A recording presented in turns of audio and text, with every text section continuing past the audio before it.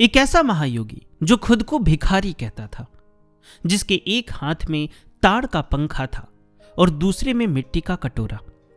लोग उन्हें पागल समझकर पत्थर मारते, पर उनकी आंखों में वो चमक थी जो ब्रह्मांड के रहस्यों को समेटे हुए थी। आखिर क्यों उत्तर भारत का एक शिक्षित युवक दक्षिण की गलियों में अवधूत बनकर भटकने लगा?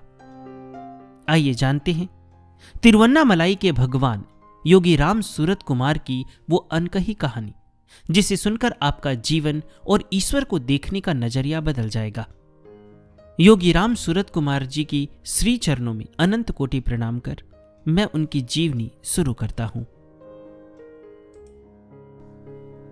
बचपन और गंगा किनारे की प्रारंभिक साधनाएं। उत्तर प्रदेश के बलिया जिले में गंगा नदी के किनारे बसा एक छोटा सा गांव नरदरा 1 दिसंबर 1918 को एक दिव्य बालक के जन्म का साक्षी बना।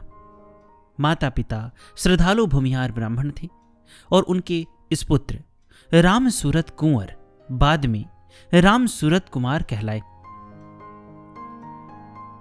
के संस्कार बचपन से ही आध्यात्मिक थे। बालक राम सूरत कुमार को गंगा तट पर जुटने वाले साधु संतों और घुमंतु फकीरों का साथ बेहद प्रिय था। वह घंटों तक उन साधुओं की संगत में बैठकर उनकी बातें सुनते, भजन कीर्तन में रम जाते और प्रवचन ध्यान से सुनते। कहा जाता है कि बचपन में ही उन्होंने साधु संतों के जीवन और प्रकृति की संगति से अद्भुत सहज ज्ञान पा लिया था। जितनी उम्र न थी, उससे कहीं अधिक गहरी समझ उनमें अंकुरित होने लगी थी। उनके माता पिता को भी यह देखकर संतोष हुआ कि बालक में ईश्वर के प्रति लगाव है और वह जीवन के गूढ़ रहस्यों को समझने की कोशिश कर रहे हैं। हर शाम गंगा नदी के घाट पर श्रद्धालुओं और साधुओं की चहल पहल रहती।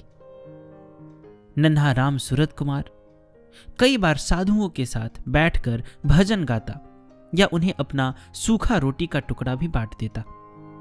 इसी दौरान उनमें प्रकृति के प्रति गहरा प्रेम और ध्यान की ओर रुचि पनप रही थी। साधुओं से मिले संस्कारों ने उनके हृदय में बचपन से ही वैराग्य की लौ जला दी थी। वह प्रायः गंगा किनारे एकांत में बैठकर ध्यान मग्न हो जाते या आसमान को निहारते हुए जीवन के रहस्यों पर सोचने लगते। परिवार वाले उन्हें अन्य बच्चों की तरह सामान्य जीवन जीते देखने को उत्सुक थे, परंतु राम सूरत कुमार के मन में कुछ अलग ही चलता रहता था। आत्मबोध की ओर पहला कदम। पक्षी की घटना। 12 वर्ष की उम्र में एक शाम में श्री राम सूरत कुमार जी के जीवन की दिशा हमेशा के लिए बदल गई। उस दिन उनकी माता ने उन्हें पास के कुएं से पानी भर लाने को कहा। श्री राम सूरत कुमार जी रस्सी और बाल्टी लेकर कुएं पर गए। रात उतर रही थी और चांदनी हल्की हल्की फैली थी। कुएं के पास पहुंचे ही थे कि उन्होंने देखा एक छोटा पक्षी कुएं की जगत पर बैठा अपनी मधुर आवाज में चहचहा रहा है। चारों ओर शांति थी और पक्षी की बोली उस निस्तब्धता को भंग कर रही थी। श्री राम सूरत कुमार जी पहले तो उस सुंदर पक्षी को निहारते रहे, पर न जाने क्यों उनके भीतर एक अजीब सी उत्कंठा जागी कि इस पक्षी को उड़ाया जाए।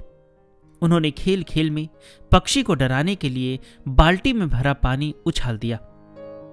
उनका इरादा उसे चोट पहुंचाने का बिल्कुल न था, पर पानी की चोट से नन्हा पक्षी कुएं की जगत से गिर पड़ा। पंख भीग चुके थे।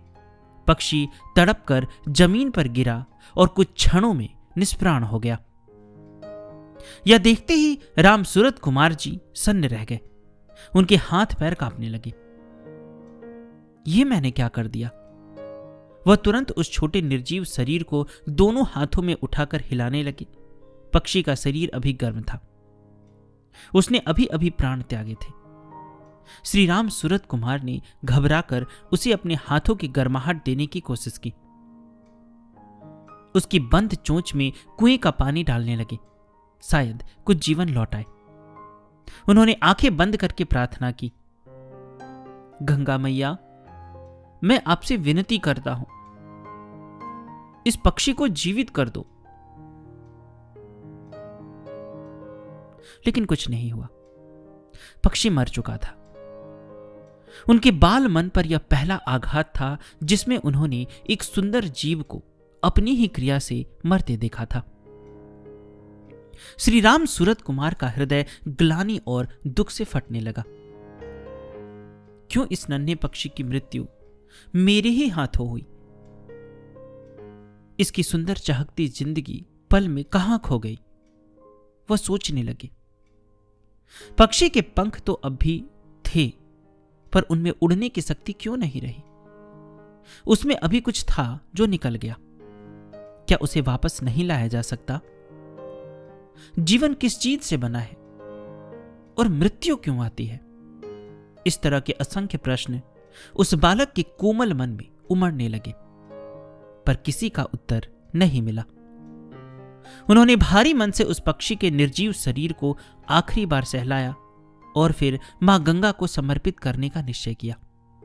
धीरे से उस पक्षी को गंगा की बहती धारा पर रख दिया। कुछ पल तक वह तैरता रहा और फिर धीरे धीरे डूबकर जल में ओझल हो गया। श्री राम सूरत कुमार जी वहीं घाट की रेत पर निढाल होकर बैठ गए। आंसू थमने का नाम नहीं ले रहे थे। उस रात उन्होंने जीवन में पहली बार किसी प्राणी की मृत्यु का गहरा सदमा महसूस किया। वह देर तक रोते रहे, यहां तक कि थककर उनकी आंख लग गई। अगली सुबह श्री राम सूरत कुमार जी बदले हुए मनोदशा के साथ उठे। रात भर के आंसुओं ने उनके भीतर करुणा का स्रोत खोल दिया था। उस घटना के बाद परिवारजन ने देखा कि राम सूरत कुमार अब पहले जैसे चंचल बालक नहीं रहे। उनकी हंसी मानो गायब हो गई और एक गंभीरता ने जगह ले ली थी। उस दिन ने उनके भीतर एक मौन परिवर्तन को जन्म दिया। पक्षी की मौत से प्राप्त जीवन और मृत्यु का पहला झटका उनके अस्तित्व को झकझोर गया था। अब उनकी जागरूकता तेज हो चुकी थी। इस सृष्टि और नश्वरता के रहस्य को जानने की छटपटाहट उनके भीतर जन्म ले चुकी थी। इस घटना के बाद वह अक्सर एकांत खोजने लगे। घंटों ध्यान में बैठे रहते और ईश्वर व संसार के अज्ञात सत्य को खोजने की कोशिश करते थे। परिजनों और गांव वालों को लगता कि लड़का कुछ उदास और खोया खोया रहने लगा है, लेकिन वास्तव में यह उनके आध्यात्मिक जागरण की शुरुआत थी। स्वामी कपाड़िया बाबा का सानिध्य और बनारस की ओर रुख। श्री राम सूरत कुमार जी की यह बेचैनी और प्रश्नों की आग उन्हें चैन से बैठने नहीं दे रही थी। तभी उनकी मुलाकात गांव के ही एक पहुंचे हुए संत कपाड़िया बाबा से हुई। कपाड़िया बाबा क्षेत्र के एक सिद्ध महात्मा थे, जिनसे श्री राम सूरत कुमार जी बचपन से प्रभावित थे और छुट्टियों में अक्सर मिलते थे। पक्षी की घटना के बाद श्री राम सूरत कुमार जी अपने मन का दर्द छुपा नहीं पाए और बाबा को सब बता दिया। बाबा समझ गए कि बालक को अनुभव का कड़ा सबक मिला है और अब उसकी जिज्ञासा को एक राह चाहिए। उन्होंने स्नेहपूर्वक सुझाव दिया कि बेटा, अपने संशयों को शांत करने के लिए काशी विश्वनाथ के दर्शन को जाओ। 16 वर्ष की आयु में श्री राम सूरत कुमार ने घर में बिना किसी को बताए एक साहसिक कदम उठाया। वो घर छोड़कर काशी के लिए निकल पड़े। काशी हिंदुओं का पवित्र तीर्थ, मृत्यु तथा मोक्ष का नगर, जहां गंगा उत्तर वाहिनी होती है। वहां पहुंचकर सबसे पहले वे विश्वनाथ मंदिर गए। कहते हैं कि मंदिर के गर्भगृह में भगवान शिव के ज्योतिर्लिंग के समक्ष खड़े होकर श्री राम सूरत कुमार जी ने श्रद्धापूर्वक प्रणाम किया और आंखें मूंद ध्यान में लीन हो गए। तभी उनके भीतर एक अद्भुत अनुभूति हुई। ऐसा लगा मानो समूचा मंदिर प्रकाश से भर उठा है और उनके हृदय का सारा संताप उस आलोक में विलीन हो गया। वे एक अलौकिक आनंद में डूब गए, मानो किसी दिव्य ऊर्जा ने उन्हें आच्छादित कर लिया हो। उन्हें लगा कोई उज्जवल दैवीय प्रकाश उनसे कुछ कहना चाहता है, कोई संदेश दे रहा है, पर वह स्पष्ट सुनाई नहीं पड़ा। वह उस संदेश को समझने का प्रयास करते रहे, ध्यान को और गहरा किया, लेकिन बात पूरी पकड़ में नहीं आई। फिर भी उस करुणा में प्रकाश पुंज ने मानो उन्हें परम पिता की गोद का सा अनुभूति दी। थोड़ी देर बाद उनकी चेतना लौटी। यह उनके जीवन का पहला प्रत्यक्ष दिव्य अनुभव था, जिसने उनके बाल मन में ईश्वर के प्रति अगाध श्रद्धा भर दी। काशी में उन्होंने एक और तीर्थ स्थल का रुख किया, सारनाथ, जहां भगवान बुद्ध ने अपना पहला उपदेश दिया था।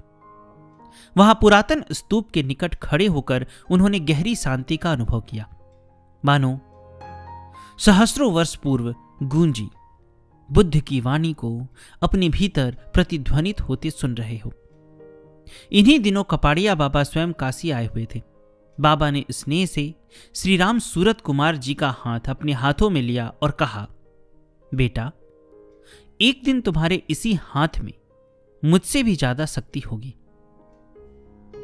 यह आशीर्वचन सुनकर श्री राम सूरत कुमार जी की आंखों में आश्चर्य व कृतज्ञता छलक आई। उन्हें यकीन नहीं हुआ कि बाबा उनमें इतना भविष्य देख पा रहे हैं। बाबा ने मानो भविष्य का रहस्योद्घाटन कर दिया था। कुछ समय काशी और बाबा की संगति में व्यतीत कर श्री राम सूरत कुमार जी घर लौट आए। उन्होंने माता पिता को अपनी खोज और अनुभूतियों के बारे में ज्यादा नहीं बताया, किंतु भीतर ही भीतर उनका मन अब घर गृहस्थी के सामान्य जीवन में नहीं लग रहा था। वे हर पल परमात्मा की ओर खींचे जा रहे थे। इसी दौरान एक चमत्कारपूर्ण घटना घटी। एक दिन जब श्री राम सूरत कुमार जी कपाड़िया बाबा के आश्रम से लौट रहे थे, उन्हें रास्ते में किसी अनदेखी शक्ति की पुकार सुनाई दी। चारों ओर सन्नाटा था, पर एक गूंजती हुई आवाज ने उनके कान में कहा, मैं विवेकानंद बोल रहा हूं। तुम जो कर रहे हो वह तुम्हारा काम नहीं है। श्री राम सूरत कुमार जी चौंक कर इधर उधर देखने लगे। वहां कोई नहीं था। पहले तो उन्हें लगा शायद यह उनके मन की कल्पना होगी। कुछ दिन बाद फिर वही आवाज सुनाई दी, उतनी ही स्पष्ट। यह स्वामी विवेकानंद की पुकार है, तुम्हारा मार्ग कुछ और है। अब राम सूरत कुमार जी समझ गए कि यह उनके मन का भ्रम नहीं, वास्तव में महान सन्यासी स्वामी विवेकानंद जी की ओर से उन्हें चेतावनी या मार्गदर्शन मिल रहा है। इस रहस्यमय आवाहन ने श्री राम सूरत कुमार जी के भीतर एक नई चेतना भर दी। उन्होंने निश्चय किया कि सांसारिक कर्तव्यों में फंसकर समय गंवाने के बजाय उन्हें अपने जीवन का उच्च उद्देश्य खोजना है। विवेकानंद जी की पुकार के बाद श्री राम सूरत कुमार जी पहले से भी अधिक कठोर साधना में जुट गए। गंगा किनारे एकांत साधना, ध्यान, प्राणायाम, उपवास। उन्होंने खुद को तपाने में कोई कसर न छोड़ी। उनका हृदय अब एक ही लक्ष्य पर केंद्रित था कि जीवन का अर्थ और ईश्वर का सत्य प्रत्यक्ष अनुभव करे। घर परिवार की अपेक्षा थी कि वे पढ़ लिख कर कोई नौकरी करे, विवाह करे, एक सामान्य जीवन जिए। किंतु श्री राम सूरत कुमार जी के भीतर वैराग्य की ज्वाला प्रखर हो चुकी थी। तन से भले ही कुछ समय उन्होंने घर की जिम्मेदारियां निभाई, किंतु मन हर समय भगवान की खोज में मग्न रहता था। कठोर साधना और दक्षिण की ओर रुख। लगभग 9 वर्षों तक श्री राम सूरत कुमार जी ने कठोर आत्म अनुशासन के साथ अपनी साधना जारी रखी। इस अवधि में उनका आहार अत्यंत सीमित और सात्विक रहा। केवल हरी सब्जियां, फल और दूध पर निर्वाह करते रहे। शरीर और इंद्रियों को साधने का यह उनका तरीका था, ताकि उनकी सारी ऊर्जा ईश्वरीय एकाग्रता में लग सके। अपने गांव और आसपास में वह एक सन्यासी की भांति जीवन जी रहे थे। उनका एकमात्र ध्येय था ईश्वर से एकत्व प्राप्त करना। साधना के साथ साथ श्री राम सूरत कुमार जी ने आध्यात्मिक साहित्य का भी अध्ययन किया। उन्हीं दिनों उनके हाथ श्री अरविंद जी की पुस्तक लाइट्स ऑन योगा लगी, जिसे पढ़कर मानो घी का काम किया। परमात्मा के साक्षात्कार की आग और भड़क उठी। श्री अरविंद के योग और साधना संबंधी प्रकाश ने श्री राम सूरत कुमार जी के मन को दिशा दी कि केवल व्यक्तिगत मुक्ति ही नहीं, बल्कि ईश्वरीय शक्ति को अपने अंदर जागृत करना मनुष्य का चरम लक्ष्य हो सकता है। इन 9 वर्षों की कठोर तपस्या ने श्री राम सूरत कुमार जी को आंतरिक रूप से तैयार कर दिया। अब उनके मन में केवल भगवान थे और कुछ भी महत्व नहीं रखता था।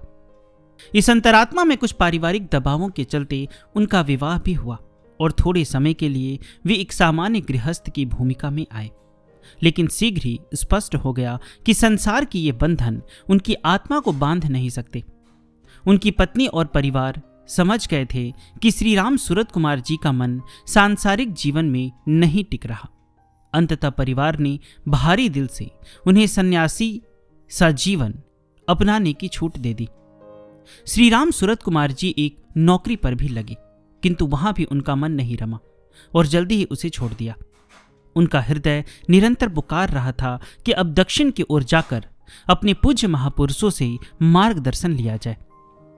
श्री राम सूरत कुमार जी ने निर्णय लिया कि अब सीधे उन महापुरुषों के सानिध्य में जाया जाए जिनकी टीचिंग्स ने उन्हें प्रभावित किया था। सबसे पहले उनका मन पौंडीचेरी में श्री अरविंद आश्रम जाने को हुआ, जहां महान योगी श्री अरविंद और मां का कार्य चल रहा था। सन 1949 के आसपास वे पौंडीचेरी पहुंचे। आश्रम में प्रवेश करते ही उन्होंने एक गहरी शांति अपने भीतर अनुभूत की। ऐसा लगा मानो अदृश्य रूप में स्वयं श्री अरविंद की कृपा उनके पूरे अस्तित्व में भर गई हो। वहां कुछ महीने रहे, ध्यान और सेवा की। उन्हें वहां आंतरिक शांति तो मिली और दिव्य अनुभव भी हुए, किंतु हृदय की प्यास अभी बाकी थी। श्री अरविंद जी पे भी मैंने जीवनी बनाई है, उसका लिंक मैंने डिस्क्रिप्शन में दिया है। अगर आप लोगों ने नहीं सुना तो उसे अवश्य सुन लीजिएगा। कुछ समय पश्चात श्री राम सूरत कुमार जी पौंडीचेरी से निकलकर तमिलनाडु के पावन नगर तिरुवन्नामलाई की ओर चले, जहां महान आत्मज्ञानी भगवान रमण महर्षि का आश्रम था। अरुणाचल पहाड़ी की तलहटी में स्थित रमणाश्रम पहुंचे तो ऐसा लगा मानो जीवन की खोज उन्हें अपने गंतव्य तक ले आई है। वहां दिन रात साधकों का तांता लगा रहता था, पर रमण महर्षि का सानिध्य सबको शांति देता था। राम सूरत कुमार जी प्रतिदिन महर्षि के दर्शन में बैठते, उनकी शांत प्रेमपूर्ण दृष्टि को निहारते और भीतर गहरा उतर जाते। रमण महर्षि की करुणामयी नजर के सामने उन्हें कुछ अद्भुत अंदरूनी अनुभूतियां हुई। मन एकाग्र हो जाता। ऐसे क्षण आते जब अहंकार बिला जाता और शुद्ध चेतना की झलक मिलती। हालांकि उन्हें अनुभव हुआ कि अंतिम पूर्णत्व अभी उनसे दूर है। रमण महर्षि की उपस्थिति ने मानो दिशा दिखा दी, पर चरम लक्ष्य तक पहुंचना अभी बाकी था। उन्हीं दिनों आश्रम में आए एक सज्जन ने श्री राम सूरत कुमार जी से बातों बातों में केरल में स्थित आनंदा आश्रम कनहंगड़ का जिक्र किया। वहां स्वामी रामदास नाम के एक महान संत थे, भक्तों में पापा जी के नाम से विख्यात, जिन्होंने राम नाम के जप पर आधारित साधना के द्वारा ईश्वर को पाया था। जैसे ही श्री राम सूरत कुमार जी ने स्वामी रामदास जी की कथा सुनी, उनके भीतर प्रबल प्रेरणा जगी कि मुझे इन गुरु के दर्शन करने चाहिए। दक्षिण की तीर्थ यात्रा में अब अगला पड़ाव आनंदा आश्रम था। श्री राम सूरत कुमार जी उत्साहपूर्वक केरल के उत्तर में कनहंगड़ स्थित आनंदाश्रम पहुंचे। सुंदर हरियाली के बीच बसा यह आश्रम प्रेम और शांति का केंद्र था, जिसकी स्थापना स्वामी रामदास और उनकी शिष्या मां कृष्णबाई ने की थी। स्वामी रामदास जी अपने सरल प्रेमपूर्ण व्यक्तित्व और राम नाम के महत्व पर बल देने के लिए प्रसिद्ध थे। राम सूरत कुमार जी जब पहली बार आश्रम पहुंचे तो उन्होंने देखा वहां भजन कीर्तन हो रहे हैं और पापा जी अपने भक्तों के साथ भोलेपन से हंसते बोलते बैठे हैं। राम सूरत कुमार जी थोड़ी झिझक के साथ आगे बढ़े और विनम्र प्रणाम किया। रामदास जी ने मुस्कुराकर उनका स्वागत किया, पर उस समय कोई लंबी बातचीत नहीं हुई। कुछ दिन आश्रम में रहकर राम सूरत कुमार जी वापस लौट आए। उन्हें लग रहा था कि शायद गुरुदेव ने अभी उन्हें बुलाया नहीं है। 2 बार उन्होंने आनंदाश्रम की यात्रा की, पर हर बार उनका मन पूर्ण संतुष्ट नहीं हुआ और वे पुनः उत्तर की ओर लौट गए। संभवतः गुरु की कृपा की घड़ी अभी आई नहीं थी। सन 1950 में 2 महान संतों रमण महर्षि और श्री अरविंद की महासमाधि लेने का समाचार राम सूरत कुमार जी को मिला। कुछ ही महीनों के अंतराल में इन दोनों विभूतियों का शरीर त्याग उनके लिए गहरा आघात था। उन्होंने अनुभव किया कि जिन प्रकाश स्तंभों से राह मिल रही थी वे अब भौतिक रूप से दृष्टि से ओझल हो गए हैं। यह घटना मानो संकेत थी कि अब शेष मार्गदर्शन पाने में देर नहीं करनी चाहिए। राम सूरत कुमार जी को तीव्रता से स्मरण हुआ कि पापा जी अब भी इस धरती पर है और उनसे अंतिम मार्गदर्शन लिया जाना है। उनका अंतर्मन केरल की ओर फिर खींचने लगा। आखिरकार 1952 में राम सूरत कुमार जी तीसरी बार आनंदाश्रम आए, इस बार संकल्प करके कि बिना उद्देश्य पाए नहीं लौटेंगे। इस आगमन पर आश्रम का वातावरण कुछ अलग ही था। पापा जी रामदास ने दृष्टि भरकर राम सूरत कुमार जी को देखा और मानो पहचान लिया कि खोजी आत्मा पक कर तैयार है। राम सूरत कुमार जी को भी लगा कि रामदास ही इस भिखारी के परम पिता है। कुछ समय बाद एक दिन राम सूरत कुमार जी ने हिम्मत कर पापा जी के सचिव स्वामी सत्यानंद से अपनी इच्छा जताई कि गुरुदेव से दीक्षा पाए बिना नहीं रुक सकता। स्वामी सत्यानंद जी ने संभवतः गुरु से चर्चा की होगी, क्योंकि शीघ्र ही पापा जी ने स्वयं राम सूरत कुमार जी को बुलाया। राम सूरत कुमार जी गुरु के चरणों में नतमस्तक हुए और अपनी पूर्ण शरणागति अर्पित कर दी। पापा जी ने ममतामयी दृष्टि से उन्हें निहारते हुए पूछा, बेटा तुम्हें दीक्षा चाहिए? राम सूरत कुमार जी ने दृढ़ स्वर में कहा, हां। गुरु ने संकेत किया, अच्छा बैठ जाओ। आसपास उपस्थित अन्य शिष्य जिज्ञासा भरी नजर से इस युवा सन्यासी को देख रहे थे, जो गुरु से विशेष अनुग्रह पा रहा था। पापा जी ने उनसे कहा, आंखें बंद करो और मेरी आवाज पर ध्यान दो। फिर अत्यंत प्रेम और शक्ति के साथ पापा जी ने उनको महान राम मंत्र की दीक्षा दी।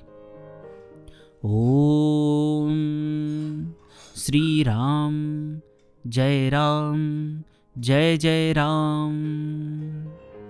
श्री राम जय जय राम। इस महामंत्र को सुनते ही राम सूरत कुमार जी की अंतरात्मा में मानो विद्युत दौड़ गई। उन्हें अनुभव हुआ जैसे गुरु ने अपने आध्यात्मिक तेज का संचार उनके भीतर कर दिया है। उस क्षण उन्होंने सूक्ष्म रूप से अपने सहस्रार के कमल को खिलते अनुभव किया। चेतना के केंद्र जागृत होने लगे और श्री राम नाम की ध्वनि पूरे अस्तित्व में गूंज उठी। दीक्षा के बाद पापा जी ने आदेश दिया, अब जाओ, किसी एकांत स्थान पर बैठकर 24 घंटे निरंतर इस मंत्र का जप करो। गुरु का यह निर्देश आज्ञा था। राम सूरत कुमार जी तुरंत सत्य पालन को प्रस्तुत हुए। आश्रम के पास ही जंगलों में मंजपत्ती नाम का एक गुफा स्थल था, जहां साधक एकांत साधना करते थे। राम सूरत कुमार जी वहां एक गुफा में जा बैठे और आत्मविस्मृति के साथ राम नाम के जप में डूब गए। उन्होंने खाने पीने सोने जागने की सुध बुध खो दी। निरंतर ओम श्री राम जय जय राम, ओम श्री राम जय जय राम की ध्वनि उनके रोम रोम से फूटने लगी। पहला दिन, दूसरी रात, तीसरा दिन, समय का भान समाप्त हो गया। 6 दिन और 6 रातें बीत गई। वह अनवरत राम नाम के लय में मग्न रहे। उनका शरीर निर्बल था, किंतु भीतर अपार ऊर्जा का संचार हो रहा था। इस गहन तपस्या के 7वें दिन सूर्योदय के समय राम सूरत कुमार जी की साधना अपने चरम फल पर पहुंची। अंतिम ज्ञान का प्रकाश उनके भीतर फूट पड़ा। उस क्षण को शब्दों में बता पाना कठिन है। राम सूरत कुमार जी को अनुभव हुआ मानो उनके भीतर कुछ मर गया है और कुछ दिव्य जन्म ले चुका है। अचानक उनके सारे बंधन कट गए। आत्मा मुक्त और प्रकाशमय हो गई। उन्होंने देखा कि उनका व्यक्तित्व अहम अब शून्य है। जो कुछ बचा है वह सर्वत्र व्याप्त परमात्मा है। बाद में इस महापरिवर्तन का जिक्र करते हुए उन्होंने कहा, मेरे स्वामी रामदास जी ने इस भिखारी को वहीं मार डाला। 1952 में इस भिखारी की मृत्यु गुरु के चरणों में ही हो गई। अब इस शरीर में केवल परम पिता ही है और कुछ नहीं। सचमुच यह भिखारी अब अस्तित्व में नहीं है। सर्वत्र केवल मेरे पिता ही हैं। ये वचन उनके तन मन में सत्य हो चुके थे। गुफा से बाहर जब राम सूरत कुमार जी निकले तो उनकी काया से तेज झलक रहा था। जिन्होंने पहले देखा था उन्होंने पाया कि उनका रंग रूप निखर आया है, मुखमंडल दिव्य कांति से दीप्त है। जो व्यक्ति पहले राम सूरत कुंवर नाम से जाना जाता था, अब पूर्णतः परिवर्तित होकर राम सूरत कुमार या योगी राम सूरत कुमार हो चुका था। उनके नाम में भी एकता आ गई थी। राम सूरत और कुमार अब एक होकर एक महामंत्रवत नाम बन गया, योगी राम सूरत कुमार।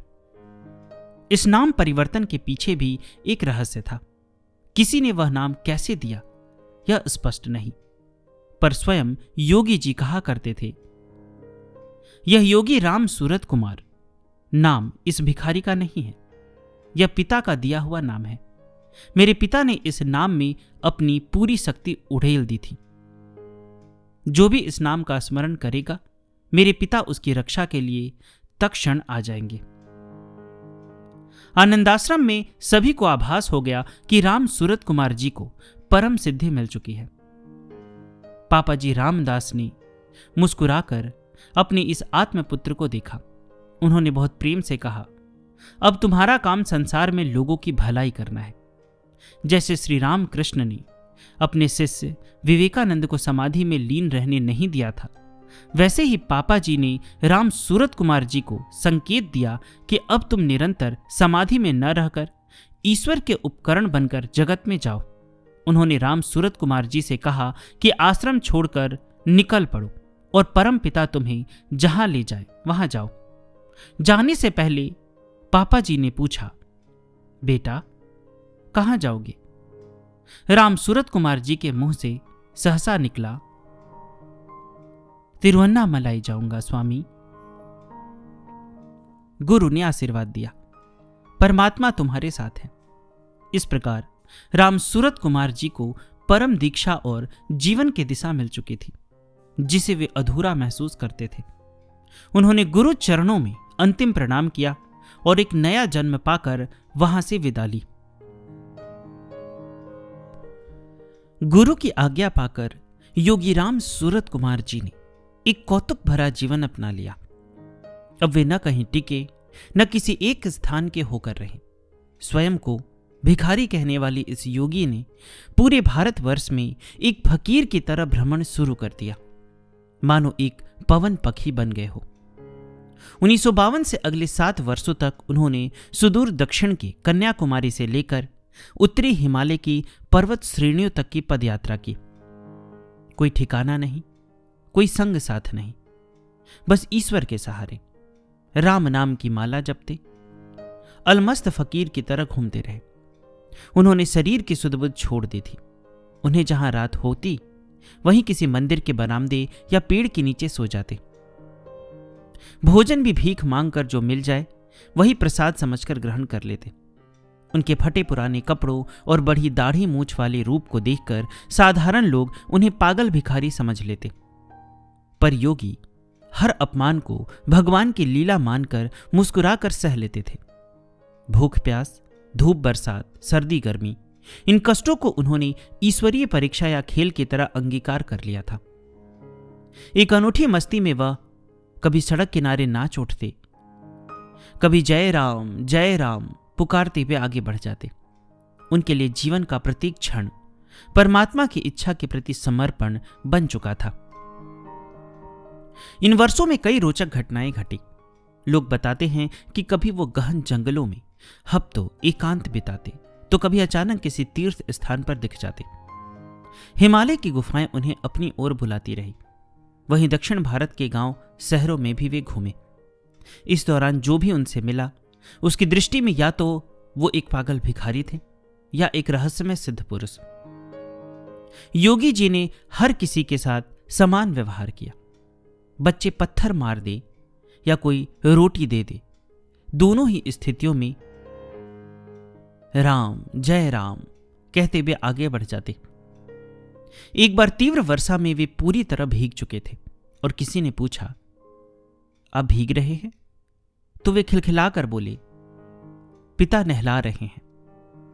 ऐसी गजब की निर्लिप्तता थी उनकी। 7 वर्ष यूं ही बीत गए।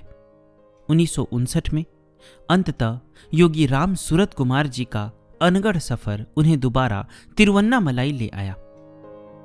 अरुणाचल पर्वत की पवित्र छाया में उन्होंने आकर भीतर आलोड़न महसूस किया। यही वह स्थल था जहां कभी रमण महर्षि से उन्होंने ज्ञान की झलक पाई थी। अब पूर्ण ज्ञान से दीप्त यह योगी उसी भूमि धरा को अपनी कर्म भूमि बनाने लौट आया था। उन्होंने निश्चय किया कि शेष जीवन यहीं प्रभु की सेवा में व्यतीत करेंगे। तिरुवन्नामलाई उस समय साधुकों संतों का गढ़ था और आज भी है। रमणाश्रम विश्व प्रसिद्ध था ही, आसपास कई सिद्ध पुरुष रहते थे। योगी राम सूरत कुमार जी ने अरुणाचल मंदिर यानी प्रसिद्ध भगवान अन्नामलैयार मंदिर के निकट अपना डेरा जमाया। प्रारंभ में वे इधर उधर सड़क किनारे ही बैठे रहते थे। कोई स्थिर रहने का स्थान नहीं था।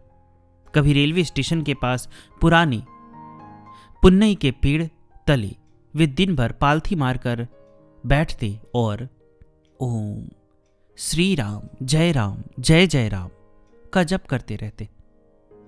कभी मंदिर के प्रांगण में किसी स्तंभ की आड़ में रात बिता लेते, तो कभी शमशान भूमि में शांत चित्त ध्यानस्थ रहते। उनका पहनावा एकदम फक्कड़ साधुओं जैसा था। पुराने चिथड़े कपड़े, कंधे पर अखबारों की गठरी जिसमें 2-1 किताब या सामान बंधा रहता, हाथ में एक सूखी लौकी का खोखला बना कटोरा जिसमें भक्त जो दे रख लेते। एक हाथ में सदा एक पंखा रहता, ताड़पत्र का बना सादा सा विसीरी यानी हाथ का पंखा, जिसे वे बड़े प्यार से थामे रहते थे। कई बार वे सिर पर एक फटा पुराना साफा बांध लेते, जिसमें श्रद्धालुओं द्वारा अर्पित पुराने फूलों की माला सजा लेते थे। दाढ़ी बढ़ी हुई और चेहरे पर धूल, लेकिन आंखों में गजब की चमक। यह अजीबोगरीब भेष देख गली मोहल्ले के बच्चे उनका पीछा करते, पागल बाबा चिल्लाकर चिढ़ाते और कंकड़ फेंकते थे। योगी हंसकर या अनसुना कर आगे बढ़ जाते। कुछ शरारती लोग, जिन्हें उनका उत्तर भारतीय होना या साधु वेश पसंद न था, उन्हें मारने पीटने से भी नहीं चूकते थे। कई बार स्थानीय गुंडों ने उनके अखबारों के गट्ठर को आग लगाने की कोशिश की या उनका कटोरा छीनकर फेंक दिया, पर योगी राम सूरत कुमार जी न क्रोधित हुए न प्रतिशोध लिया। उन्होंने हर अत्याचार को ईश्वर की इच्छा मान स्वीकार किया, मानो उनका अहम पूरी तरह खत्म हो चुका था। धीरे धीरे समय बदला। तिरुवन्नामलाई में कुछ लोग ऐसे भी थे जो साधना और संतों की परख रखते थे। रमणाश्रम में आने वाले देश विदेश के साधकों में कुछ की नजर इस फटेहाल भिखारी पर पड़ी। शुरू में उन्होंने उसे नजरअंदाज किया, पर कुछ के अंतर मन ने कहा कि इस विचित्र वेश वाले व्यक्ति के आसपास एक आध्यात्मिक आभा है। खास तौर से जब लोगों ने देखा कि रमणाश्रम से थोड़ी दूरी पर त्रुकोइलूर के सिद्ध पुरुष स्वामी ज्ञानानंद गिरी के साथ यह भिखारी कभी कभी देखा जाता है, तो उनकी शंका बढ़ी। स्वामी ज्ञानानंद दक्षिण के महान तपस्वी थे और कई भक्त उनसे मिलने आते थे। योगी राम सूरत कुमार जी कभी कभी ज्ञानानंद स्वामी के आश्रम जाते, उनके दर्शन करते और लौट आते। ज्ञानानंद स्वामी जी ने भी अपने इस आगंतुक की महानता को पहचाना और उन्हें स्नेह दिया। जल्द ही रमण महर्षि के विदेशी भक्तों में से किसी ने तथा स्थानीय तमिल विद्वानों में से कुछ ने यह बात फैलानी शुरू की कि तिरुवन्नामलाई का भिखारी बाबा वास्तव में एक सिद्ध योगी है। धीरे धीरे लोग जिज्ञासा से उनकी ओर आकर्षित होने लगे। कोई विद्वान अध्यापक आए तो किसी कवि ने कविता लिखी। उद्योगपति, व्यापारी, बड़े अधिकारी तक भी खबर सुनकर मिलने आने लगे। सब उनके पास सलाह या आशीर्वाद की अपेक्षा लेकर आते और योगी सबको एक ही उत्तर देते, यह भिखारी क्या जानता है, मेरे भगवान से प्रार्थना करो। वह हर वार्तालाप में खुद को यह भिखारी कहकर संबोधित करते और ईश्वर को मेरे पिता कहा करते थे। उनकी विनम्रता और सरलता से लोग प्रभावित होते, पर उन्हें संत मानकर श्रद्धा से सिर झुकाते। योगी जी हंसते और हाथ ऊंचे कर जया गुरु राय, ओम श्री राम, जय जय राम का जय घोष करते रहते। कुछ घटनाएं ऐसी हुई जिन्होंने आसपास के लोगों को चमत्कृत कर दिया। एक बार तिरुवन्नामलाई में लगातार कई दिनों से वर्षा हो रही थी और नगर जलमग्न हो चला था। लोग परेशान थे। योगी राम सूरत कुमार जी उस शाम अपने ठेठ अंदाज में भीड़ भरे बाजार में से गुजर रहे थे। अचानक उन्होंने आकाश की ओर देखा, जोर से ताली बजाई और कहा, बस अब और नहीं। आश्चर्य की बात, कुछ ही मिनट में बादल छटने लगी और बारिश रुक गई। ऐसी अनेक कथाएं थी कि कोई संकट में उनके पास आया और ठीक होकर चला गया। कोई अकाल पीड़ित क्षेत्र था जहां उनके प्रार्थना करते ही मेघ बरस पड़े। हालांकि योगी स्वयं इन घटनाओं का श्रेय बिल्कुल नहीं लेते। यदि कोई कहता आपने चमत्कार कर दिया, तो वे आंखें तरीर कर कहते, ये भिखारी कुछ नहीं कर सकता, सब भगवान की लीला है। उनके लिए प्रत्येक घटना भगवान की लीला थी। वे खुद को माध्यम मात्र मानते थे। योगी राम सूरत कुमार जी का नाम अब दक्षिण के संत मंडली में भी आदर से लिया जाने लगा। 1963 में जब उनके परम गुरु स्वामी रामदास का महाप्रयाण हुआ, तो योगी जी ने मौन रहकर उनके प्रति श्रद्धांजलि दी। उनके मन में पापा जी के प्रति अपार कृतज्ञता थी, पर वे खुले रूप में शोक नहीं मनाते थे। कहते थे, शरीर जाता है, गुरु नहीं जाता। उसी दशक में तिरुवन्नामलाई आने वाले कई प्रमुख संतों ने भी योगी राम सूरत कुमार जी से भेंट की। तमिलनाडु के कांची कामकोटि पीठ के परम आचार्य श्री चंद्रशेखरेंद्र सरस्वती यानी कांची के महापेरियवाल को जब योगी जी के बारे में पता चला, तो उन्होंने योगी को आदरपूर्वक आमंत्रित किया। कहा जाता है कि कांची के शंकराचार्य ने उनकी साधना और राम नाम के प्रचार की भूरी भूरी प्रशंसा की और स्वयं भी राम नाम को तारक मंत्र बताकर उसका महात्म्य समझाया। शंकराचार्य जी के शब्द थे, राम का नाम अनूठा मंत्र है, अनजाने में भी लिया जाए तो तारक बन जाता है। इस पर योगी राम सूरत कुमार जी ने हाथ जोड़कर कहा, भगवान की लीला है, हम तो निमित्त हैं। आनंदाश्रम के स्वामी रामदास के उत्तराधिकारी स्वामी सत्यानंद जी भी बाद में योगी जी से मिलने तिरुवन्नामलाई आए। दोनों गुरु भाइयों ने मिलकर पुराने दिनों को याद किया और राम नाम के संदेश को फैलाने पर चर्चा की। स्वामी सत्यानंद जी ने योगी जी से अनुरोध किया कि वे युवाओं में राम नाम जप का प्रसार करें। इस पर योगी जी ने अपने कुछ प्रेरित भक्तों को इस कार्य में लगाया। इधर आम जनमानस में योगी राम सूरत कुमार जी का सानिध्य पाने की होड़ लगने लगी थी। उनका ठिकाना निश्चित न होने से लोग कभी रेलवे स्टेशन के पेड़ के पास, कभी मंदिर के बाहर, तो कभी कहीं सड़क पर उन्हें खोजा करते। जो भी उनके पास आता, योगी जी उसे बड़े प्रेम से बैठने को कहते, ध्यान से उसकी बातें सुनते और उसके दुख दर्द में हिस्सेदार बन जाते। उनकी एक अनोखी अदा थी, कोई रोता बिलखता आया तो योगी जी स्वयं उसके साथ रोने लगते, मानो उसका सारा भार अपने ऊपर ले लिया हो। वे अक्सर भक्तों को पौराणिक भक्तों और संतों की कहानियां सुनाते, जैसे प्रहलाद, ध्रुव, मीराबाई आदि, जिन्होंने कष्ट सहकर भी भगवान पर श्रद्धा नहीं छोड़ी। इससे शोकाकुल व्यक्ति को लगता कि उसका दुख बहुत बड़ा नहीं और उसे सहने की शक्ति मिल जाती। फिर योगी जी अत्यंत स्नेह से उसकी ओर देखते और कहते, यह भिखारी क्या कर सकता है बेटा, भगवान से प्रार्थना करो, भगवान तुम्हारी रक्षा करेंगे। राम जी सदा तुम्हारे साथ हैं, राम नाम जपते रहो, राम जी सब संभाल लेंगे। इस प्रकार के आश्वासन भरे शब्द सुनकर श्रद्धालु के हृदय का बोझ हल्का हो जाता। योगी जी अंत में उस व्यक्ति के सिर पर या पीठ पर अपना हाथ फेरते, या अपने चिर परिचित अंदाज में भिक्षा में मिला धान्य यानी चावल आदि उसके सिर पर से 3 बार घुमाकर भूमि पर डाल देते। दक्षिण में यह नजर उतारने की क्रिया मानी जाती है। कहते हैं ऐसा करते ही उस व्यक्ति का दुख मानो हवा हो जाता, चेहरा शांत हो जाता और आंखों में एक नई चमक आ जाती थी।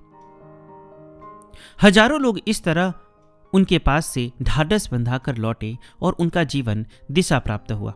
इसलिए लोग उन्हें भगवान योगी राम सूरत कुमार भी कहने लगे, क्योंकि उनमें उन्हें साक्षात परमात्मा के करुणा अवतार के दर्शन होते थे। योगी जी का आम भक्तों के अलावा समकालीन संत महात्माओं से भी मेल जोल रहा। वह किसी पंथ या परंपरा से बंधे नहीं थे, इसलिए सभी तरह के आध्यात्मिक साधकों से संवाद रखते। पुत्तपर्थी के सत्य साईं बाबा के आश्रम से आए कुछ साधकों ने उनसे घंटों चर्चा की और उनके सादे नाम स्मरण मार्ग से प्रभावित हुए। जलंधर के निरंकारी संत अथवा दक्षिण के नाम सिद्धार लोग, जो भी उनसे मिला उन्हें अपनेपन का अनुभव हुआ। एक पश्चिमी साधक ली लोजोविक तो उनके प्रेम में इतने बंध गए कि गॉड चाइल्ड ऑफ तिरुवन्नामलाई शीर्षक से उन पर पुस्तक ही लिख डाली। मद्रास के प्रोफेसर वी रंगराजन, जो सिस्टर निवेदिता एकेडमी चलाते थे, योगी जी के प्रबल भक्त बन गए और उन्होंने युवा पीढ़ी में राम नाम का संदेश फैलाने हेतु योगी राम सूरत कुमार युवा संघ स्थापित किया। 1980-90 के दशकों में योगी जी की ख्याति पूरे भारत में फैल चुकी थी। महाराष्ट्र, पंजाब, गुजरात से भक्त तिरुवन्नामलाई आने लगे। यहां तक कि अमेरिका, यूरोप, ऑस्ट्रेलिया से भी साधक उनके दर्शनों को पहुंचने लगे। अपने जीवन काल में योगी राम सूरत कुमार जी ने अनेक लोगों का मार्गदर्शन किया। परंपरागत उपदेश की तरह नहीं, बल्कि एक स्नेहमय मित्र या पिता की तरह। उनकी अनौपचारिक शैली लोगों को बहुत भाती थी। वे आसन जमाकर प्रवचन देने नहीं बैठते थे, न ही बड़े बड़े शास्त्रों की बातें करते, बल्कि अपने जीवन के किस्सों या रामायण गीता की सरल बातों से ही उदाहरण दे दिया करते। सब भगवान का खेल है, भगवान की कृपा से सब होगा, ऐसे वाक्य उनके मुख से अक्सर सुनने को मिलते। भक्तों के बार बार आग्रह करने पर भी वे खुद को गुरु मानने से इनकार करते और किसी को शिष्य नहीं बनाते थे। हाँ, जिनमें सत्य के लिए तीव्र प्यास देखते उन्हें प्रेम से राम नाम की दीक्षा जरूर दे देते। यही उनका सबके लिए खुला खजाना था। योगी राम सूरत कुमार जी ने अपने जीवन से एक अभिनव उदाहरण स्थापित किया कि अध्यात्म की महान ऊंचाइयां प्राप्त करने के लिए जटिल विधियों या दिखावटी आडंबरों की आवश्यकता नहीं। उन्होंने न कोई संस्था बनाई, न कोई नया पंथ चलाया। उल्टे वे रीति रिवाजों और बाहरी आडंबरों से कोसों दूर रहे। न वे घंटे भर पूजा में बैठते, न नियमित रूप से मंदिर जाकर विधिवत आरती उतारते। उनके जीवन का मंत्र था सतत प्रभु स्मरण। वे कभी हवन कुंड रचकर यज्ञ नहीं कर दिखे, न ही किसी खास लिबास या चिन्ह से खुद को अलंकृत किया। स्नान तक कई बार महीनों नहीं करते थे। तन की सफाई से अधिक मन की पवित्रता को महत्व देते थे। सादा जीवन, उच्च चिंतन, वे इसके जीवंत उदाहरण बन गए थे। जब कुछ परंपरावादी लोग उनके बारे में शंका करते कि वे तो नहाते धोते भी नहीं और कुछ न पीने योग्य पीते हैं, ये कैसे महात्मा, तो उनके घनिष्ठ भक्त उत्तर देते, वह किसी ढांचे में बंधे संत नहीं, बल्कि अनूठे योगी हैं। सच में योगी जी सीमाओं में यकीन नहीं रखते थे। उन्होंने किसी खास धर्म या संप्रदाय का लेबल अपने ऊपर नहीं लगाया। वे हिंदू धर्म की गहरी भावना के प्रतिनिधि थे, पर संकीर्णता से मुक्त थे। योगी राम सूरत कुमार जी की शिक्षा बहुत सीधी थी। भगवान का नाम लो, बाकी सब भगवान पर छोड़ दो। न जप के लिए कोई माला जरूरी, न तप के लिए कोई विशेष आसन। उनका कहना था कि नाम स्मरण स्वयं में पूर्ण साधना है, क्योंकि नाम में ही नामी प्रभु का सारा शक्ति स्वरूप समाया है। वे अपने जीवन को एक खुली पुस्तक की तरह जीते थे ताकि लोग उनके आचरण से सीखें। उन्होंने कहा भी था, इस भिखारी का चलना, बैठना, बोलना, खाना, सोना सब भगवान का शिक्षण है। इसका समस्त अस्तित्व आशीर्वाद और पाठ है। वास्तव में वह अपना समूचा अस्तित्व भक्तों को समर्पित कर चुके थे। योगी जी ने अपने नाम को ही एक मंत्र के रूप में लोगों को दे दिया। यह भारत के संत परंपरा में विलक्षण बात थी। किसी संत ने अपना ही नाम जपने को कहा हो, पर योगी राम सूरत कुमार जी ने विनम्रता पूर्वक कहा था, मैं अपना नाम नहीं दे रहा, मैंने तो अपना सब कुछ भगवान को अर्पण कर दिया है। अब योगी राम सूरत कुमार नाम स्वयं भगवान का नाम हो गया है। जो भी सच्चे दिल से इस नाम को पुकारेगा वह ईश्वर से जुड़ जाएगा। यह उनके जीवन का सार संदेश था। उन्होंने अपने भक्तों को आश्वासन दिया था कि यदि कोई निरंतर उनके नाम, जो कि राम नाम से अभिन्न है, का स्मरण करता रहेगा तो वह परमात्मा से एकत्व की ओर अग्रसर होगा। उनकी दृष्टि में न कोई विधि आवश्यक थी, न कोई दीक्षा या समारोह, केवल निरंतर स्मरण और पूर्ण श्रद्धा चाहिए। उन्होंने खुद को कभी गुरु नहीं कहा, लेकिन उनके भक्त उन्हें विश्व का गुरु मानते थे, क्योंकि उन्हें परोक्ष रूप से लाखों लोगों को राम नाम की महिमा से परिचित कराया। मद्रास, मुंबई, दिल्ली, कलकत्ता जैसे महानगरों में उनके प्रेरित अनुयायियों ने राम नाम संकीर्तन मंडल स्थापित किए, जहां नियमित रूप से अखंड राम नाम का जप होता था। सिस्टर निवेदिता एकेडमी द्वारा 1989 में विश्व राम नाम अभियान चलाया गया, जिसके तहत जगह जगह नाम संकीर्तन कार्यक्रम हुए। योगी जी ने इन सब प्रयासों का आशीर्वाद दिया, पर खुद सुर्खियों से दूर ही रहे। उन्हें प्रचार पसंद न था। वे तो तिरुवन्नामलाई की एक गली में या अपने घर के आंगन में भक्तों के बीच बैठकर राम नाम लेते हुए आनंदित रहते थे। नाम स्मरण ही उनका ध्येय, प्रेरणा और उपचार सब कुछ था। योगी राम सूरत कुमार जी ने अपने गुरु स्वामी रामदास जी से राम नाम की जो विरासत पाई थी, उसे जन जन तक पहुंचाना अपने मिशन के रूप में लिया। उनके होठों पर हमेशा ओम श्री राम जय जय राम, ओम श्री राम जय राम का जप रहता था। सुबह से रात तक हर स्थिति में, बातचीत के बीच में भी वह राम नाम दोहराते रहते। यहां तक कि भक्त उनके घर आते तो विदा होते समय वे जोर से जय राम जी की या जय गुरु राय कहना ना भूलते। उनके आसपास एक आध्यात्मिक कंपन हमेशा राम नाम की धुन का बना रहता था, जिसे संवेदनशील लोग अनुभव करते थे। योगी जी कहा करते थे, मनुष्य को प्रभु की कृपा आकर्षणीय है तो उसका सरल उपाय है निरंतर उसके नाम की स्मरण धुन में मन को रंग देना। उनका विश्वास था कि राम का नाम स्वयं राम के समान ही शक्तिशाली है। वे तुलसीदास जी के इस दोहे को अक्सर दोहराते थे, राम नाम मन दीप धरु, जेह धेरी द्वार, तुलसी भीतर बाह रहु, जो चाहसी उजियार। अर्थात राम नाम रूपी मणिदीप जीभ की देहरी पर रख लो, अंदर बाहर सब उजाला हो जाएगा। उनके अनुसार सच्चे हृदय से राम नाम जपने वाला कभी अंधेरे में भटक नहीं सकता। भक्तों को व्यक्तिगत रूप से भी उन्होंने अनेकों दिलासा भरे वचन दिए थे। जब भी कोई संकट लेकर आता, योगी जी बड़े आत्मविश्वास से कहते, डरो मत, भगवान तुम्हारी रक्षा करेंगे, भगवान की कृपा तुम पर बरस रही है। वे राम नाम की शक्ति का प्रत्यक्ष प्रमाण देते थे। कई अनुभवकर्ताओं ने बताया कि जब जब वे कठिनाई में उन्होंने योगी जी का स्मरण करके योगी राम सूरत कुमार नाम जपा या प्रार्थना की, अद्भुत ढंग से समाधान मिला या रक्षा हुई। योगी जी इसे पूर्ण घोषित सत्य की तरह कहते थे। जो कोई भी इस भिखारी का नाम लेगा, वास्तव में वह भगवान को पुकारेगा और भगवान उसे खाली हाथ नहीं लौटाएगा। उन्होंने यह भी कहा, अगर पूरी श्रद्धा से मेरा नाम जपो संकटों में भी तुम्हें एक आंतरिक बल महसूस होगा। उनके जीवन काल में ही सैकड़ों उदाहरण सामने आए जहां लोगों ने राम नाम के सहारे असाध्य परिस्थिति पर विजय पाई। कोई असाध्य रोग ठीक हो गया, किसी के पारिवारिक कलह शांत हो गए, किसी आत्म हंता प्रवृत्त व्यक्ति को नया जीवन दर्शन मिला, इत्यादि।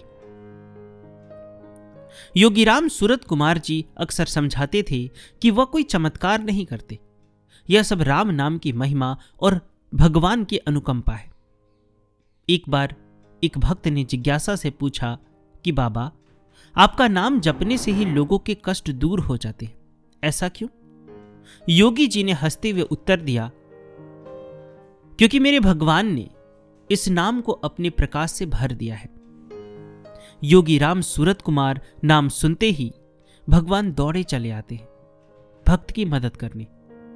सच ही आज योगी जी के देह त्याग के बाद भी हजारों साधक भक्त उनके नाम को एक सिद्ध मंत्र की तरह जपते हैं और कहते हैं कि इससे आश्चर्यजनक मार्गदर्शन व सुरक्षा उन्हें अनुभव होती है। योगीराम सूरत कुमार जी नाम अनेक लोगों के जीवन में आशा और आस्था की प्रेरणा बना हुआ है। खुद योगी जी ने इसे अपना सबसे बड़ा विरासत निधि कहकर छोड़ा था। योगीराम सूरत कुमार जी के व्यक्तित्व का सबसे विलक्षण पहलू था उनका भिखारी स्वरूप। आमतौर पर लोग संतों को सफेद या भगवा वस्त्रों, साफ सुथरे शरीर और सौम्य आचरण में देखने के आदी हैं, पर योगी जी ने इसके बिल्कुल विपरीत भेष धारण किया। फटे कपड़े, अस्त व्यस्त बाल, हाथ में भीख का कटोरा और खुद को बार बार यह भिखारी कहकर संबोधित करना, यह सब एक रहस्य समेटे हुए था। दरअसल उनका मानना था कि पूर्ण ईश्वरीय प्रेम प्राप्त करने के लिए स्वयं को पूर्णतः खाली करना पड़ता है। जब तक अहम भरा है तब तक प्रभु नहीं भर सकते। इसलिए उन्होंने अपने आप को शून्य बनाने की प्रक्रिया अपनाई। एक भिखारी जिसके पास अपना कुछ नहीं होता, न ही कोई अहंकार। वे कहते थे, जब यह भिखारी 1952 में मर गया तब से सिर्फ भगवान ही है। उनका भिखारीपन बाहरी दिखावा नहीं था, बल्कि अंतर में गहरी विनम्रता और ईश्वर निर्भरता का प्रतीक था। उन्होंने सचमुच भीख मांगकर खाना इकट्ठा किया, लेकिन उसके पीछे भावना यह नहीं थी कि लोगों से कुछ पाना है, बल्कि वह तो उसे भी भगवान का प्रसाद मानते थे। यदि कोई सिक्का देता तो कहते, भगवान ने आपके द्वारा दिया, और यदि कोई दुत्कार देता तो भी मन में मान लेते, भगवान ने दुत्कारा, मेरा अहम मिटाया। वह अक्सर मजाक में खुद को पागल भिखारी भी कहते, ताकि सामने वाले को जरा भी आभास न हो कि वे स्वयं को महान समझते हैं। उल्टे अपनी महिमा को ढकने के लिए उन्होंने यह विचित्र आवरण ओढ़ रखा था। संत कबीर की तरह जो फटे चोंगे में महान ज्ञान छुपाए थे, योगीराम सूरत कुमार जी ने भिखारी का चोला इसलिए धारण किया ताकि अहंकार का लेस भी उनके पास ना फटके और लोग उनके व्यक्तित्व के माध्यम से निरभिमानिता का पाठ सीखे। एक भक्त ने हिम्मत करके एक बार पूछ ही लिया, आप स्वामी होकर भी भीख क्यों मांगते हैं? योगी जी ने मुस्कुराकर गीता का संदर्भ दिया, परमात्मा हर रूप में आता है। जब मैं किसी के द्वार पर हाथ फैलाता हूं तो मेरे अंदर परमात्मा याचक बनकर खड़े होते हैं और द्वार खोलने वाले के अंदर परमात्मा दाता बनकर। वास्तव में दो नहीं, देने वाला और लेने वाला एक ही है। यह उत्तर सुनकर सामने वाले की आंखें खुल गई। योगी जी तो अद्वैत का कितना व्यवहारिक अनुभव जी रहे थे। उन्होंने समझाया कि भिखारी के रूप में रहना उनके लिए निरंतर ईश्वरीय सत्ता के प्रति समर्पण का अभ्यास था।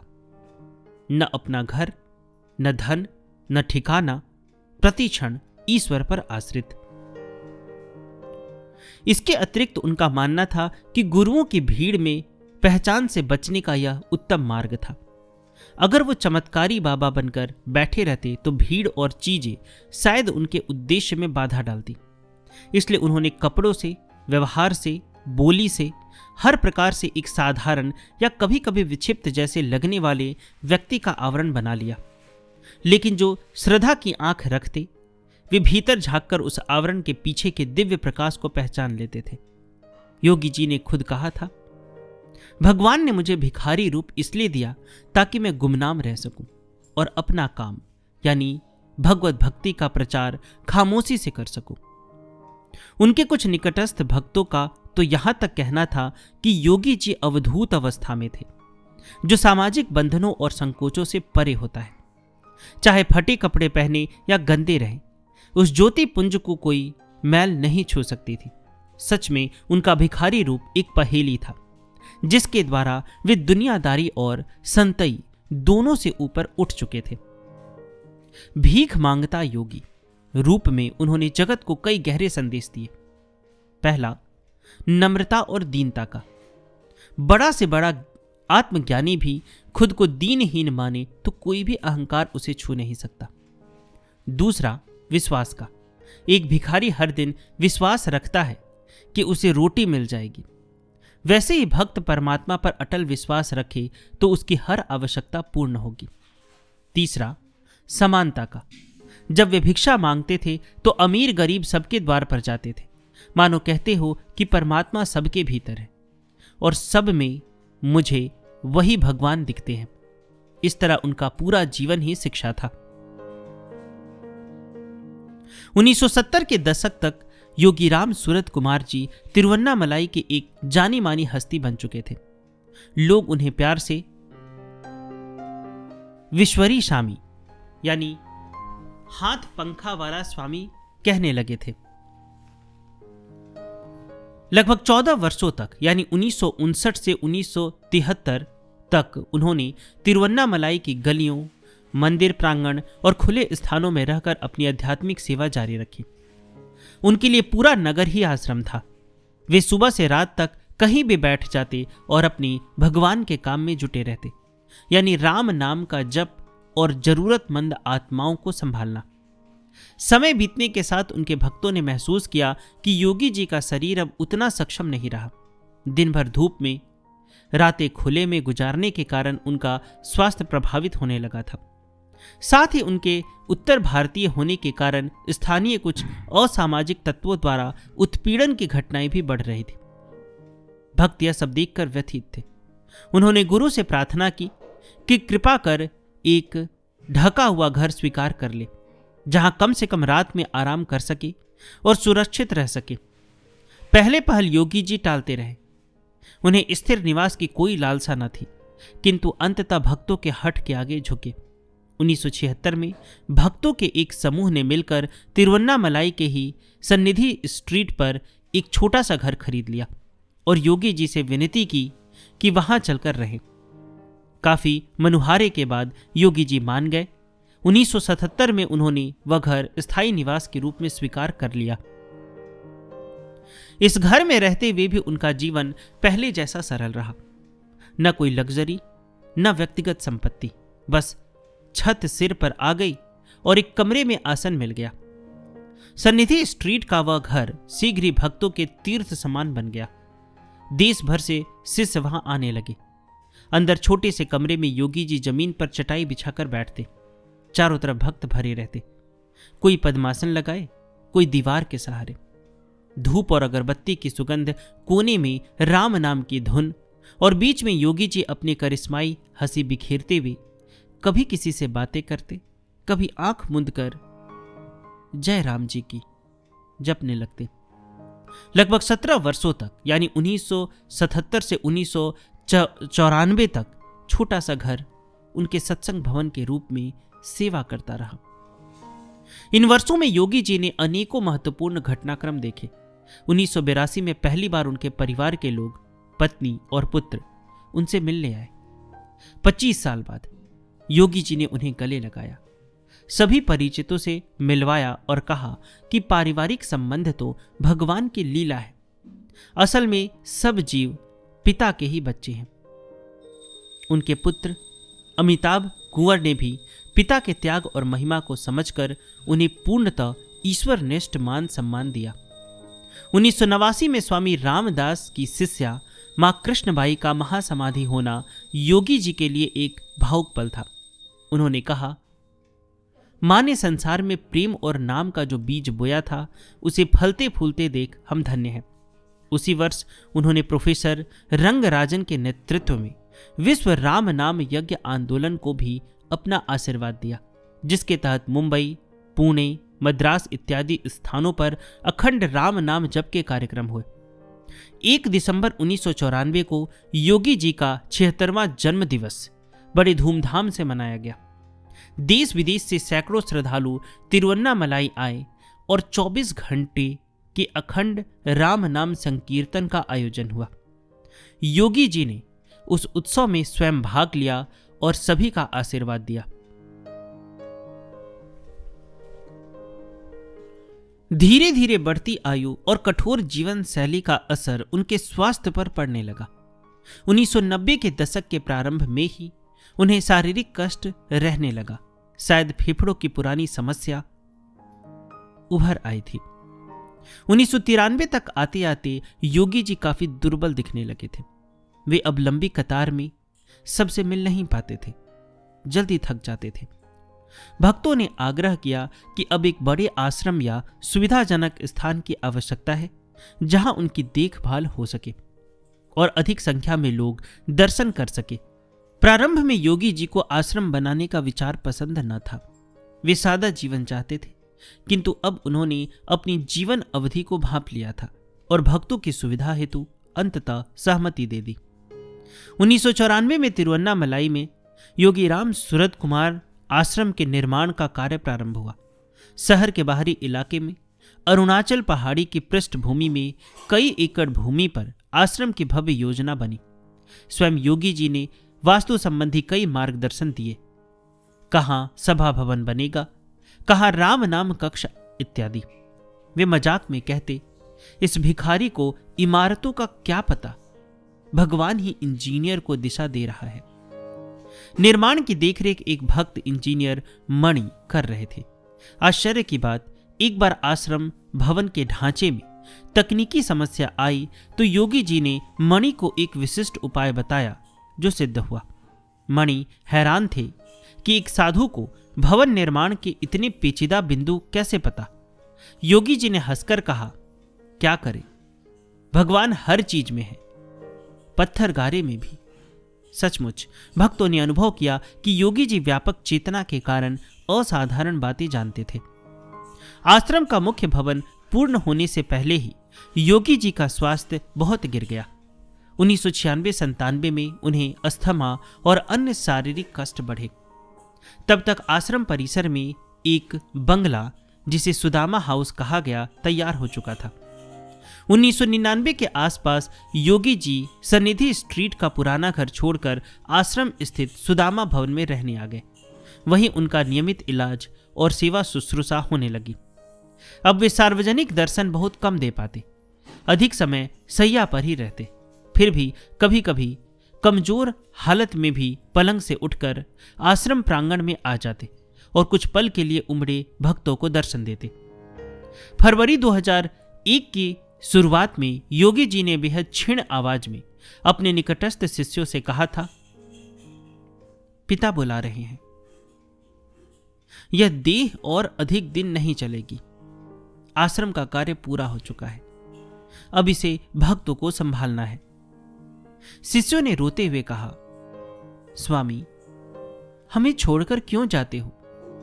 इस पर योगी जी ने दृढ़ स्वर में उत्तर दिया, यह भिखारी कहीं नहीं जा रहा। यह नाम, यह आश्रम, इनमें मैं सदा रहूंगा। मेरे बच्चे कभी खाली नहीं जाएंगे यहां से। उन्होंने आश्रम के द्वार को देख आशीष देते हुए कहा, जो भी इस आश्रम में प्रवेश करेगा वो कभी खाली हाथ वापस नहीं लौटेगा। मेरे पिता की कृपा उन पर मेह बरसाती रहेगी। उन्हें पता हो या ना हो, पर यह सत्य है। ये उनके अंतिम सार्वजनिक शब्द थे जो उन्होंने घोषणा स्वरूप कहे और वहां उपस्थित भक्तों के हृदय में अंकित हो गए। 20 फरवरी 2001 ब्रह्म मुहूर्त के समय करीबन 3:19 योगी राम सूरत कुमार जी ने शांतिपूर्वक अपना भौतिक शरीर त्याग दिया। तिरुवन्नामलाई में शोक की लहर दौड़ गई। देश दुनिया से हजारों भक्त अंतिम दर्शन के लिए उमड़ पड़े। उनके पार्थिव शरीर को आश्रम के विशाल सभा मंडप में रखा गया, जहां लोग ओम श्री राम जय जय राम, श्री राम जय जय राम, श्री राम जय जय राम का कीर्तन करते हुए अपने प्रिय गुरुदेव को विदा कर रहे थे। 2 दिन पश्चात आश्रम परिसर में ही एक नियत स्थान पर उनकी समाधि विधि पूर्ण की गई। अरुणाचल की पावन भूमि ने अपने इस गोद सपूत को हमेशा के लिए अपने आंचल में समा लिया। योगीराम सूरत कुमार जी के महासमाधि लेने से उनके भक्तों को अपार दुख तो हुआ, पर उनके दिए आश्वासन तुरंत स्मरण हुआ है। उन्होंने कहा था, मेरे भक्त मुझे जरा भी याद करेंगे तो मैं उनकी सांसों में मौजूद रहूंगा। मैं कहीं नहीं गया, बस रूप बदला है। सचमुच आज उनके आश्रम में जो भी श्रद्धालु आता है, एक अदृश्य अनुग्रह और शांति का अनुभव लेकर जाता है। कोई खाली नहीं लौटता। योगी जी ने स्वयं इसे सत्य कहा था। उनके नाम का जप अब भी उतना ही प्रभावशाली माना जाता है जितना उनके जीवित रहने पर था। हजारों लोग सुबह उठते ही योगीराम सूरत कुमार, योगीराम सूरत कुमार, योगीराम सूरत कुमार, जय गुरु राय का स्मरण कर दिन शुरू करते हैं और पाते हैं कि कठिन से कठिन परिस्थितियां चमत्कारिक ढंग से संवर जाती है। ऐसा अनंत विश्वास उनके भक्तों में है। तिरुवन्नामलाई के आश्रम में स्थित उनकी समाधि स्थली अब एक प्रकाश स्तंभ बन चुकी है, जहां 24 घंटे राम नाम का अखंड कीर्तन गूंजता रहता है। योगी जी की एक सुंदर मूर्ति भी वहां प्रतिष्ठित है, जिसके बारे में भक्तों का विश्वास है कि वह सिर्फ पत्थर नहीं, साक्षात चेतन उपस्थिति है।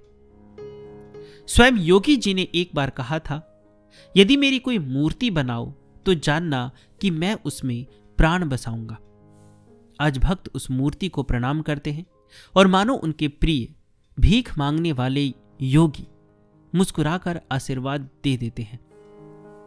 योगीराम सूरत कुमार जी का अद्भुत जीवन इस सत्य की गवाही है कि यदि पूर्ण समर्पण और श्रद्धा हो तो भगवान स्वयं चलकर भक्त के हृदय में वास करते हैं। एक साधारण गरीब किसान परिवार के युवक ने कठोर तप, गुरु भक्ति और नाम स्मरण के बल पर स्वयं को ईश्वर में बना लिया। वे सचमुच भगवान के बच्चे बन गए। उन्होंने जगत को दिखाया कि ज्ञान और करुणा का अद्भुत संगम संभव है। जहां एक ओर उन्होंने अद्वैत का चरम सत्य पाया कि सब में केवल भगवान ही विद्यमान है, तो दूसरी ओर दीन दुखियों के आंसू पोंछते हुए अपार प्रेम लुटाया। आज भले ही उन्होंने देह छोड़ दी है, पर उनके नाम की रोशनी हजारों जीवन रोशन कर रही है। उनके अपने शब्दों में, जो इस भिखारी को याद रखेगा भगवान उसे संभालेगा। योगीराम सूरत कुमार की स्थायी उपस्थिति इस वचन में निहित है। हम सब उनके दिए राम नाम रूपी रत्न को हृदय में धारण करें और अपने जीवन को भगवत भक्ति और मानव सेवा से सार्थक करें। यही इस महान योगी को सच्ची श्रद्धांजलि होगी। श्री राम जय जय राम, श्री राम जय जय राम, श्री राम जय जय राम, श्री राम जय जय राम। योगीराम सूरत कुमार जी के श्री चरणों में अनंत कोटि प्रणाम कर मैं उनकी जीवनी को यहीं विराम देता हूं। डिस्क्रिप्शन में मैंने कुछ लिंक दिए हैं, अगर आप चाहें तो उन्हें भी देख सकते हैं। श्री राम जय जय राम, श्री राम जय जय राम, श्री राम जय जय राम।